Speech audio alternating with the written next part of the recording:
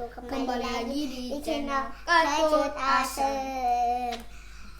Nah, hari ini kita akan kedatangan tamu, yaitu Profesor Agung. Dipersilahkan. Yuk. silakan masuk. Selamat siang semuanya. Ya, Selamat siang teman-teman. Terima kasih sudah diundang ya di channel Kecut Asem. ya. Ya. Nah guys, pada hari ini kita akan mengobrol seputar tentang COVID-19. Nah, saya boleh tanya,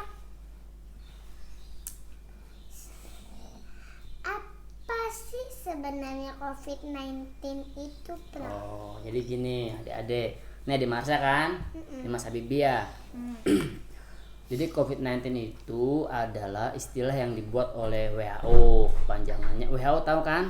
World Health Organization, Organisasi Kesehatan Dunia. Dibuat oleh WHO yang kepanjangannya adalah Corona Virus Disease 19. Nah, 19 itu diambil dari tahun 2019 karena ditemukannya di tahun itu. Oh, Gitu ya.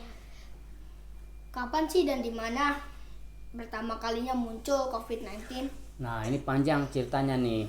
Jadi seperti yang tadi Profesor sampaikan bahwa COVID itu ditemukan oleh WHO di akhir tahun 2019 di Wuhan, China. Nah, di Wuhan itu ada yang namanya wet market atau pasar basah, di mana pasar yang menjual hewan-hewan hidup dan mati secara berbarengan atau bercampur.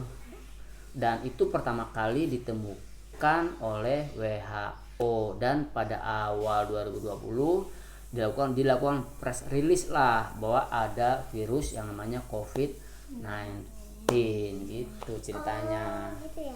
Nah, saya akan tanya lagi nih. Mengapa bisa menjadi pandemik seperti ini?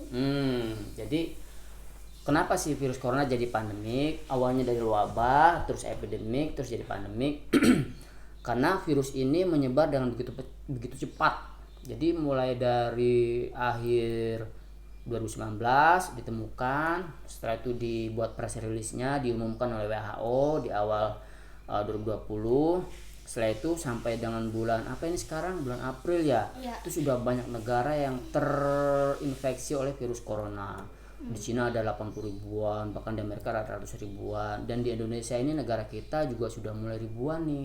Kabarnya sudah lebih dari 1.700-an. Kenapa dia bisa menjadi pandemik? Karena virus tersebut menyebar dengan begitu mudah. Virus tersebut menempel di tubuh kita nih, dan orang yang terkena virus nggak sadar guys kalau dia itu sebenarnya membawa virus corona. Kok bisa nggak sadar? Ya, karena dia tidak mengalami dampak atau efek secara langsung ketika terkena virus. Misalnya kalau contoh lain, kalau kita misalnya kena abu rokok tangan kita kan langsung merasakan panas kan. Nah, virus ini enggak. Dia ketika nempel di kita nggak sadar kalau virus itu sudah menempel. Butuh waktu beberapa hari untuk bisa ketahuan sebenarnya kita ini kena virus atau tidak. Nah, ketika orang yang tidak merasakan kena virus, dia tetap melakukan kegiatan sehari-harinya tanpa ada perubahan. Dia ketemu orang, dia meeting, dia pakai transportasi umum, dia pegang sana pegang sini, terus dia batuk bersin tuh pakai tangan, setelah itu dia kontak tangan dengan orang lain yang langsung. Nah, disitulah terjadilah penyebaran virus yang sangat cepat, akhirnya menjadi pandemik seperti saat ini gitu. Sebenarnya apa sih Prof gejala COVID-19? Orang-orang yang terkena gejala COVID-19 ini ada beberapa hal, tapi yang paling penting kita catat adalah gini, orang yang terkena COVID biasanya dia batuk, tapi batuknya batuk kering guys, bukan batuk yang ada dahaknya. Dia batuk tapi nggak keluar dahak. Nah, itu nanti dia akan mengalami proses beberapa hari setelah kena virus. Terus lagi dia mengalami panasnya biasanya di atas 37,5 tuh guys, sudah 38 dan seterusnya. Jadi kurang lebih gejala seperti itu, walaupun ada gejala-gejala lainnya. Nah, buat orang-orang yang yang fisiknya kuat, virus itu bisa dilawan oleh imunnya nih. Tapi buat orang-orang yang fisiknya nggak kuat seperti orang tua, apalagi orang-orang yang punya penyakit bawaan kayak penyakit diabetes dan lain-lain, pada saat virus itu masuk, kalau nggak segera dicegah, akhirnya bisa menimbulkan kematian gitu. Adik Marsha? Saya lupa lagi. Saya pengen tanya nih, bagaimana menghindari COVID-19?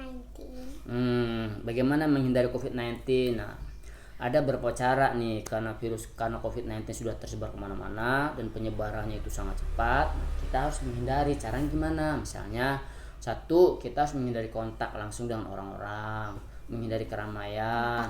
Terus lagi, sebisa mungkin ya kita harus jaga jarak dengan orang-orang. Kalau terpaksa harus ketemu, ya biar aman jaraknya 2 meter deh gitu loh.